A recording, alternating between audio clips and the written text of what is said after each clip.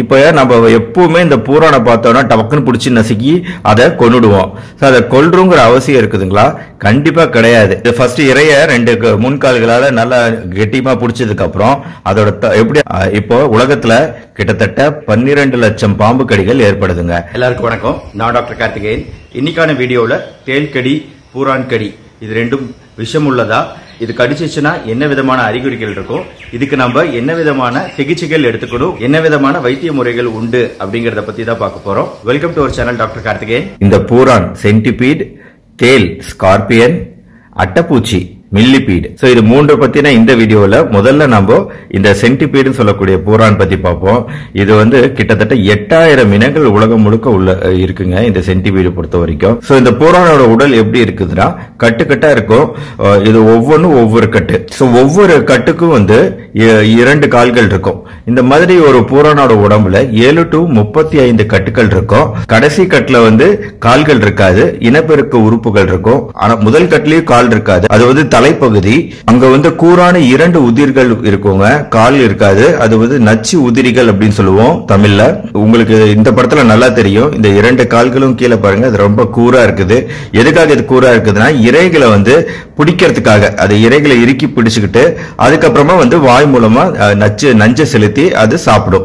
So பொதுவா இது மலைக்காடுகள் கடும் பாலைவனம் வரை எல்லா இடத்துலயுமே இருக்கக்கூடியது இந்த பூரான். ஆனா இதுக்கு பிடிச்ச இடம் அப்படிங்கிறது ஈரப்பதம் நிறைந்த இடமா இருக்கணும், அந்த இடத்துல இருள் இருக்கணும். சோ பொதுவா இது உள்ளார இருட்டுல தான் இருக்கும், வெளியே வராது. உலகத்திலேயே பெரிய பூரான் அப்படின்னு இது வரைக்கும் நம்ம பார்த்தது 30 சென்டிமீட்டர். ஆனா பொதுவா பூரானோட சைஸ் ரொம்ப குட்டியா தான் இருக்கும். காட்டுல பார்க்கக்கூடிய இந்த பூரான் அப்படிங்கிறது சில சமயம் வீட்லயும் நம்மளால பார்க்க முடியும்.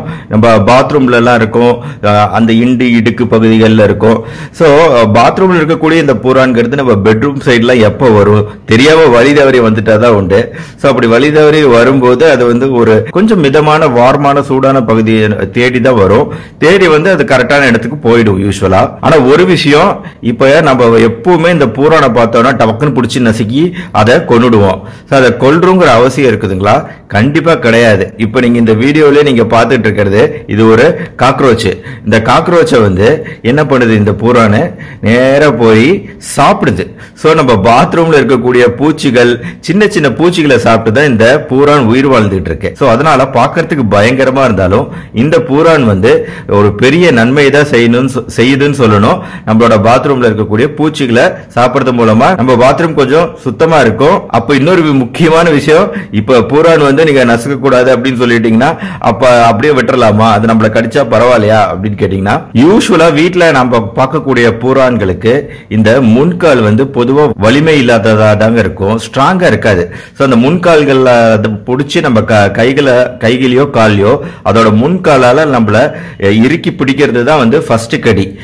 சோ அந்த கடிக்கு அந்த கால்கள், இந்த முன்கால்கள் இரண்டும் நல்லா ஸ்ட்ராங்கா இருக்கணும். ஆனா இப்போ வீட்டில் இருக்கக்கூடிய இந்த பூரான்களுக்கு இந்த முன்கால்கள் அவ்வளவு ஸ்ட்ராங்கா இருக்காது. இது கடிக்கிறது அப்படிங்கறதே மிக மிக அரிது. சோ அப்படியே மீறி கடிச்சிட்டாலும் கடிச்ச இடத்துல மிக கடுமையான வலி இருக்கும், நல்லா சிவந்து போய் கொஞ்சம் வீக்கம் வரும். ஆனா யாருக்கு இது மெயினான டேஞ்சர்னா குழந்தைகள், அதுக்கப்புறமா ஒவ்வாமை, அலர்ஜி தொந்தரவு இருக்கவங்கள கொஞ்சம் ஜாக்கிரதையா நம்ம அப்சர்வ் பண்ண வேண்டியிருக்கும். முதல் 48 மணி நேரத்துக்குள்ளாரியே இந்த வலி, வீக்கம் போன்றவை மறைஞ்சு போயிடும். பொதுவா ஒரு ஆக்சிடென்ட் மாதிரி தான் திடீர்னு பார்த்தா நம்மள பூரான் கடிச்சிடும். அதுக்கான சான்ஸ் ரொம்ப ரொம்ப கம்மி தான். மெயினா இந்த தோட்ட வேலை செய்யறவங்க இருக்காங்க இல்லையா, கார்டனர்ஸ்க்கு, விவசாய வேலை செய்யறவங்களுக்கு தான் பொதுவா இந்த பூரான் கடி அப்படிங்கிறது ஏற்படும். ஆனா இந்த அலர்ஜி தொந்தரவு இருக்கவங்களுக்கு தான் கொஞ்சம் கேர்ஃபுல்லா நம்ம பார்க்க வேண்டியிருக்கும். அவங்களுக்கு இப்போ ஒரு வேளை தலைவலி வருது, நெஞ்சு வலி வருது, வாந்தி வருதல் போன்ற உணர்வு, வாந்தி வருது அப்படின்னா மட்டும்தான் டக்குன்னு நம்ம டாக்டரை பார்க்க வேண்டியிருக்கும். ஏன்னா அந்த சமயத்துல அதுக்கான மருந்துகள் எடுத்துக்கிட்டா அப்போ ஈஸியா அவங்களுக்குமே சரி பண்ணிடலாம். பட் இது வரதுக்கான வாய்ப்புகள் மிக குறைவு. முதல் 48 மணி நேரத்துல எல்லாமே சரியா போயிடும். அதுலயும் முதல் 2 மணி நேரம் நல்லா வாட்ச் பண்ணுங்க. பெரிய அளவுல வேற எந்த தொந்தரவும் இல்லைனாலே நம்ம ரொம்ப பயப்பட தேவையில்ல பூரானை பொறுத்த வரைக்கும். என்ன மருத்துவம் செய்யணும், முதலுதவி செய்யணும்னா நம்ம இந்த இடத்த முதல்ல சோப்பு நீர் போட்டு சோப் போட்டு கழுவிட்டு கொஞ்சம் ஒரு டார்ச் அடிச்சு கொடுக்கு இருக்கான்னு பார்க்கணும். அதோட முன்கால்கள் இரண்டும் நம்ம கையை பற்றுவதன் மூலமா கடிக்குது இல்லையா? சோ இந்த இரண்டு இடத்துலயும் வந்து சம்டைம்ஸ் வந்து கொடுக்குகள் இருக்கலாம். சோ இந்த கொடுக்குகள் இருக்காங்கிறத பார்த்தா அந்த கொடுக்குகளை எடுத்து விட்டுடணும். ஒருவேளை கொடுக்க எடுக்காம விட்டுட்டோம்னா சில சமயம் அந்த இடத்துல வீக்கம் அதிகமாகி செப்சிஸ் ஆகிறதுக்கான வாய்ப்பு இருக்கு. அது ஒண்ணுதான் இதுல இருக்கக்கூடிய பிரச்சனை. அதனால அதை எடுத்துட்டு அதுக்கப்புறமா அந்த இடத்துல இருக்கக்கூடிய வலி வீக்கத்துக்கு நம்ம ஐஸ் கட்டி ஐஸ் ஒத்தடம் கொடுத்தாலே போதும். அந்த இடத்துல இருக்கக்கூடிய வலி குறையும். தேவைன்னா அந்த இடத்துல பிறுன்னு ஏதாவது அலர்ஜி தொந்தரவு மாதிரி சின்ன சின்னதா வந்து கொப்புளுங்கள் மாதிரி வருதுன்னா நம்ம இந்த கிரீம் அப்ளை பண்ணலாம். ஹைட்ரோகோர்டிசோன் கிரீம் அப்ளை பண்ணிட்டு அலர்ஜியை குறைக்கிறதுக்கான செட்ரிசின் மாத்திரை சாப்பிட்டாலே போதும். கண்டிப்பா பக்கத்துல இருக்கிற எந்த ஒரு மருத்துவரும் உங்களுக்கு இந்த ஒரு சின்ன ஒரு கிரீமையும் ஆயின்மெண்ட்டையும் கொடுத்துருவாங்க. சோ அவங்களோட அறிவுரையோட இந்த மாத்திரையை சாப்பிட்டு இந்த கிரீம் அப்ளை பண்ணிக்கிட்டீங்கன்னா உடனடியா சரியா போயிடும். ஆனா மருத்துவமனைக்கு ஹாஸ்பிட்டலுக்கே வந்து பார்க்கணும் அப்படிங்கிற தேவை எப்ப இருக்குன்னா இந்த மாதிரி தலைவலி, நெஞ்சு வலி, வாந்தி போன்றவை எல்லாம் அதிகமாகுது. குழந்தைகள், அப்புறம் அலர்ஜி ஆஸ்மா தொந்தரவு இருக்கவங்க அப்படிங்கிறவங்களாம் டக்குன்னு வந்து என்ன பண்ணிடலாம்னா ஃபர்ஸ்ட் ஹாஸ்பிட்டல்ல ஒரு 6 மணி நேரம் அப்சர்வேஷன்ல இருக்கலாம். அதாவது ஹாஸ்பிட்டல்ல வேற ஒண்ணுமே பண்ண போறது இல்ல, ஜஸ்ட் உங்களை உட்காந்து பார்க்க போறாங்க. ஏதாவது தொந்தரவுகள் வருதா, அதிகமாகுதா, கொப்புளங்கள்ல உடம்பு முழுக்க பரவுதா, மூச்சு விடுறதுல தொந்தரவு ஏற்படுதா போன்ற விஷயங்களை தான் வந்து மானிட்டர் பண்ணுவாங்க. அப்புறம் உங்களோட பல்ஸ் ரேட் எவ்வளவு, ரத்த கொதிப்பு எவ்வளவு போன்ற விஷயங்களை மானிட்டர் பண்ணுவாங்க. எப்படி இருந்தாலும் சென்டிபீட் நம்ம உடம்புக்குள்ள செலுத்தக்கூடியது ரொம்ப மிக விஷத்தன்மை கம்மியா உள்ள ஒரு புரோட்டீன். சோ நம்ம உடம்புக்குள்ள எந்த ஒரு வெளி புரோட்டீன் நம்ம உடம்புக்குள்ள என்டர் ஆனாலும் அது அலர்ஜி உண்டாக்கும். அது விஷத்தன்மை வாய்ந்த பூச்சிக்கடி தான் இருக்கணும்னு அவசியம் இல்லை. வேற எந்த புரோட்டீனாலையும் நம்மளுக்கு அலர்ஜி வரலாம். சில சமயம் ஐவி ஃப்ளூயிட் போடுவோம். நம்ம ஐவி ஃப்ளூயிட் போடும்போது அதனாலேயே அலர்ஜி வரும். சோ அதனால பயப்படவே தேவையில்லை. இது ரொம்ப மைல்டான, ரொம்ப குறைவான விஷத்தன்மை கொண்டது பூரான். சோ இது வரைக்கும் நான் சொன்ன விஷயங்கள் இந்த மில்லிபீடுக்கும் பொருந்துங்க. இந்த மில்லிபீடுன்னு சொல்லக்கூடிய இந்த அட்டை பூச்சி பொதுவா நம்ம பார்ப்போம். இது வந்து நம்ம தோல்ல, இது வந்து கடிக்காது. நம்ம தோல்ல பட்டுச்சுன்னா அலர்ஜி தொந்தரவுகள் மட்டும்தான் உண்டாக்கும். பிறுபிறுன்னு கொப்புளங்கள் வர ஆரம்பிக்கும். அதனால கொப்புளங்களுக்கு உண்டான சிகிச்சை, சிம்பிளான ஆன்டி ஹிஸ்டமின் மருந்து கொடுத்தாலே ஆட்டோமேட்டிக்கா சரியா போயிடும். எதுவுமே இதுக்கு பண்ண தேவையில்லை. இது பெரிய விஷத்தன்மை வாய்ந்ததும் கிடையாது. சோ இந்த மாதிரி அலர்ஜிகள் மட்டும்தான் நம்ம பார்க்க முடியும். ஆனா அடுத்து முக்கியமான பகுதிக்கு வருவோம். தேள்கள். இந்த உலகத்தை பொறுத்த வரைக்கும் கிட்டத்தட்ட 1500 வகையான தேள்கள் இருக்குதுங்க. அதுல வந்து 86 வகையான தேள்கள் இந்தியாவில் நம்ம பார்க்க முடியும். இந்த 86 வகையான தேள்கள்ல 2 தேள்கள் தான் ரொம்ப ரொம்ப முக்கியம். இதுதான் ரொம்ப பொதுவா எல்லா இடத்துலயும் பார்க்கக்கூடியதுமே கூட. ஒன்னு வந்து சிகப்பா இருக்கக்கூடிய செந்தேல் மீசோபுதஸ் ஸ்டாமுலஸ், இன்னொன்னு வந்து நட்டுவாக்லி அப்படின்னு நம்ம சொல்லுவோம் கருப்பு தேல் பால்மெனஸ் ஸ்வாமர். இந்த 2 தேள்கள் மட்டும்தான் நம்ம பொதுவா நம்ம ஜெனரலா பார்க்கக்கூடிய தேள்கள் இந்தியாவில். இதுக்குமே தேலுக்குமே பாம்பு போல அதிக விஷத்தன்மை இருக்கு. அதோட நஞ்சு நம்ம உடம்புக்குள்ள செலுத்தும் போது இப்போ உலகத்துல கிட்டத்தட்ட 12 லட்சம் பாம்பு கடிகள் ஏற்படுதுங்க. இந்த மொத்தம் 12 லட்சம் பாம்பு கடிகள்ல 3250 இறப்புகள் ஏற்பட்டிருக்கு. அதாவது 0.27%. சோ இறப்பு சதவிகிதம் அப்படிங்கிறது கண்டிப்பா தேல் கடியில ரொம்ப ரொம்ப கம்மி. இப்ப பாம்பு கடி கடிச்சா 100க்கு 10 பேர் இறக்குறாங்க அப்படின்னா தேல் கடி கடிச்சா 110ன்னு எழுதிட்டேங்க, 100க்கு 1க்கு கீழே தான் இறப்புகள் இருக்கும். சோ அதனால வந்து ரொம்ப பயப்படக்கூடாது.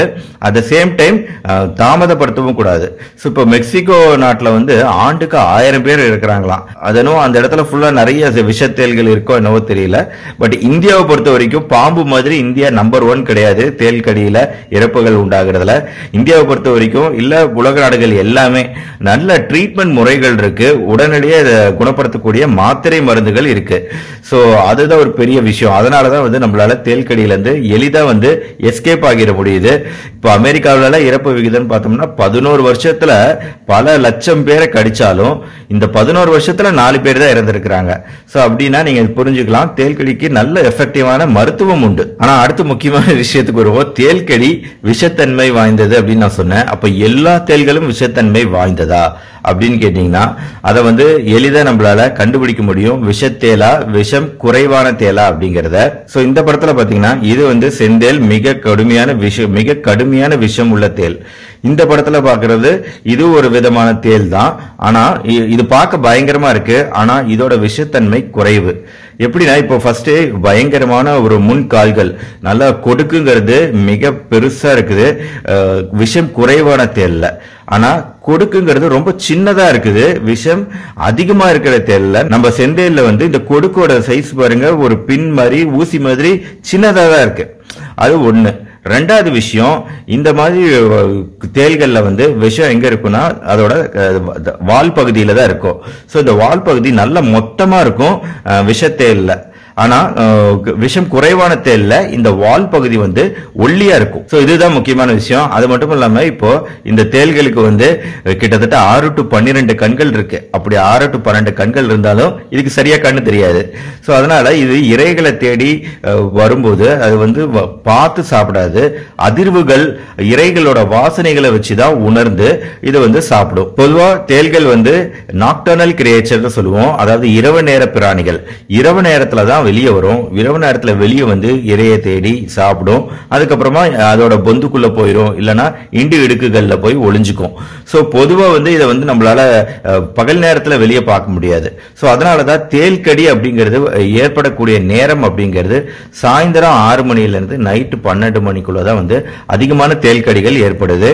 இந்தியா மட்டும் இல்ல, உலகம் முழுக்க. ஏன்னா தேள் வந்து அந்த நேரத்துல தான் ஆக்டிவா வெளியே சுத்திக்கிட்டு இருக்குங்கிறதுனால அந்த நேரத்துல நம்ம ஜாக்கிரதையா இருக்கிறது முக்கியம். ஆனா மத்த நேரத்துல தெரியாம வந்து அதோட பொந்து இருக்கிற பகுதியில் நம்ம தெரியாம கால் வச்சிட்டோம்னா டக்கு நம்ம கால்ல கடிச்சிடக்கூடிய வாய்ப்புகள் இருக்கு. சோ அது எப்படி கடிக்குது அப்படிங்கிறது இன்னொரு விஷயம். இது ஃபர்ஸ்ட் இறைய 2 முன்கால்களால நல்லா கெட்டியமா பிடிச்சதுக்கு அப்புறம் அதோட எப்படி அது வளைஞ்சு வந்து அதோட வால் பகுதியில் இருக்கிற கொடுக்கு மூலமா அது உள்ள விஷத்தை செலுத்துது பாருங்க.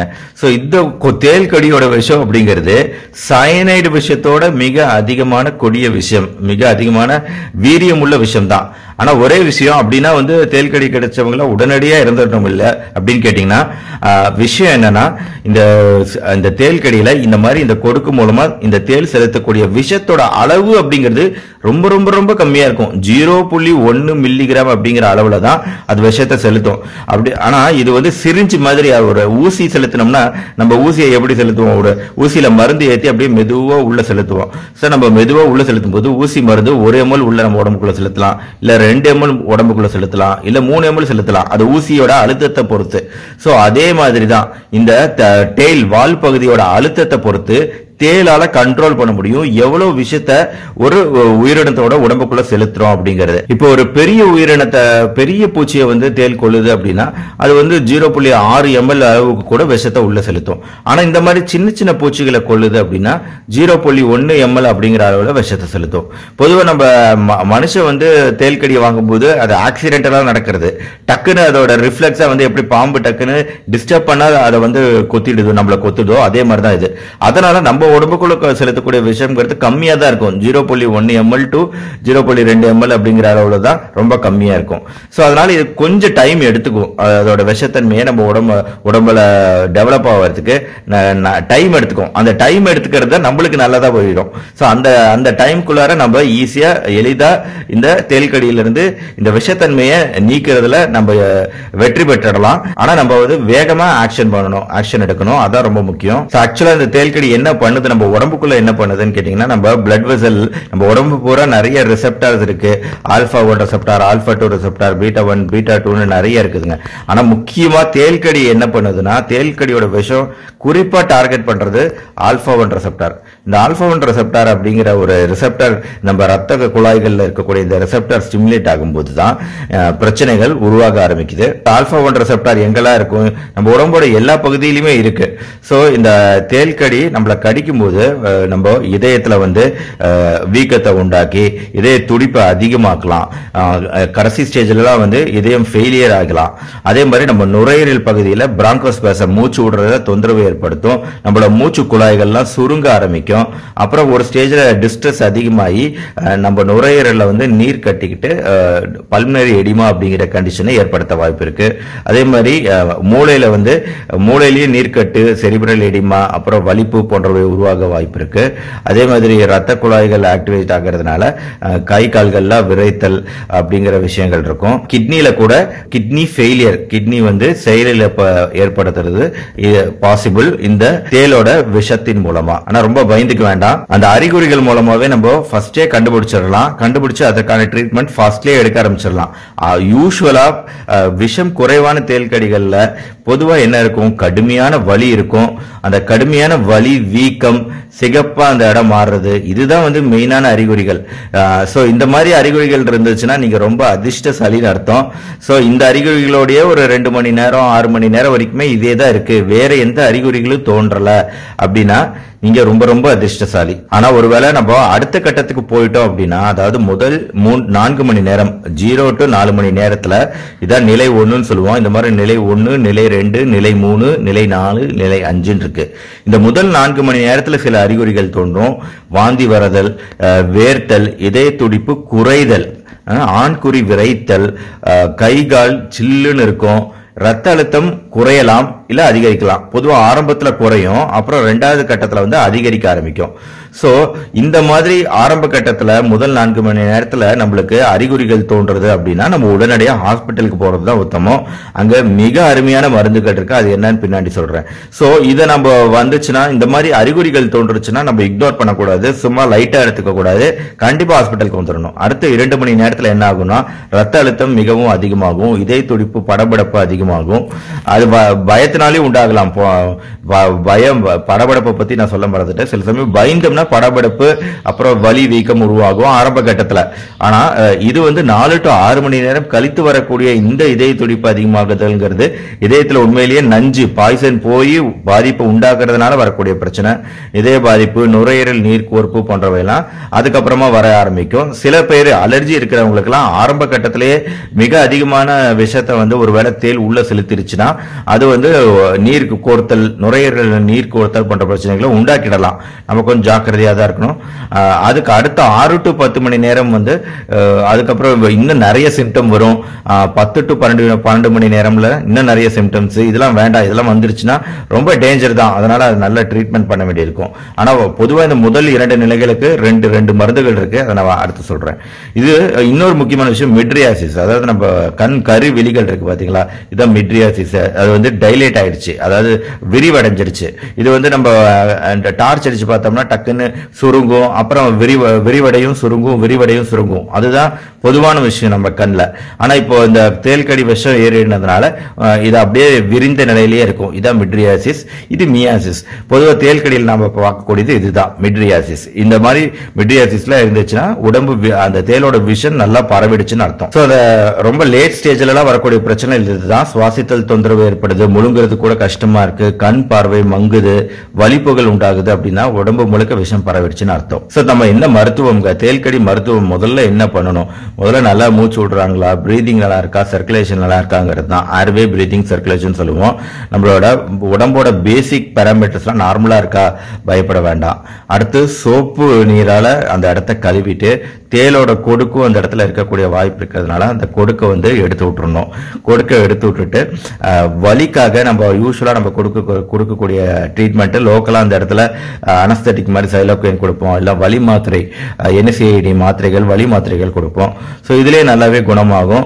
நம்ம வந்து ஜஸ்ட் என்ன பண்ணணும்னா, தேல்கடி ஏற்பட்ட உடனே அவங்க வந்து ஹாஸ்பிட்டலுக்கு வந்ததுக்கு அப்புறம் ஹாஸ்பிட்டல்ல அவங்கள அப்சர்வேஷன் பண்ணணும். இந்த ஒரு ஃபர்ஸ்ட் 2 மணி நேரம் அப்சர்வேஷன்லேயே தெரிஞ்சிடும் ஏதாவது ப்ராப்ளம் வருமா வராதாங்கிறது தெரிஞ்சிடும். ஆனா 2 மணி நேரத்துக்குள்ளார கண்டிப்பா வந்து நான் 4 மணி நேரம் காமிச்சேன், அந்த 2 மணி நேரத்திலேயே நம்மளுக்கு சில அறிகுறிகள் தோன்ற ஆரம்பிக்கும். அதனால ஹாஸ்பிட்டல்ல உங்களோட பல்ஸ் ரேட் எவ்வளவு இருக்குன்னு பார்ப்பாங்க, ஹார்ட் ரேட் எவ்வளவு இருக்குன்னு பார்ப்பாங்க, பிளட் பிரஷர், பிபி, ரத்த அழுத்தம் எவ்வளவு இருக்குன்னு பார்ப்பாங்க. இந்த 2 மணி நேரத்துல தொடர்ந்து மானிட்டர் பண்ணிக்கிட்டே இருக்கணும். அது இல்லாம இந்த மாதிரி சின்ன மாத்திரைகள், வலி மாத்திரைகளும் வலி மறக்கிறதுக்கான ஊசியும் கொடுத்தாலே போதும். இல்லைன்னா வீட்டுல இருக்கிறோம் அப்படின்னா பரவாயில்ல, ஐஸ் ஒத்தடம் கொடுத்தா வலி குறையறதுக்கான வாய்ப்பு இருக்கு, ஐஸ் ஒத்தடம் கொடுக்கலாம். ஆனா பொதுவா தேல்கடி அவ்வளவு செந்தேல் நிறைய நம்ம ஊர்ல இருக்கிறதுனால தேல்கடி அவ்வளவு லைட்டா எடுத்துக்க முடியாது. சோ என்ன எஃபெக்டிவான மருந்து, இதை தான் நான் ஃபர்ஸ்ட் சொன்னேன். மிக அருமையான மருந்து இருக்கு, மிக அருமையான மருந்து இருக்குன்னு. அதுதான் இந்த மிக அருமையான மருந்து பிரஜோசின் அப்படிங்கிற இந்த மருந்து வந்து சூப்பரான ஒரு மருந்து. 30 மில்லிகிராம் பெர் கிலோகிராம் அப்படிங்கிற அளவுல நம்ம கொடுப்போம். இந்த பிரஜோசின் தான் வந்து நம்மள உயிரை காப்பாற்றக்கூடிய மிக முக்கியமான மருந்து. ஏன்னா அந்த ஆல்பா 1 ரெசெப்டார் அப்படின்னு நான் ஏற்கனவே சொன்னேன் இல்லையா, அந்த ஆல்பா 1 ரெசெப்டார் ஸ்டிமுலேஷனை பிளாக் பண்ணக்கூடிய மருந்து இதுதான்.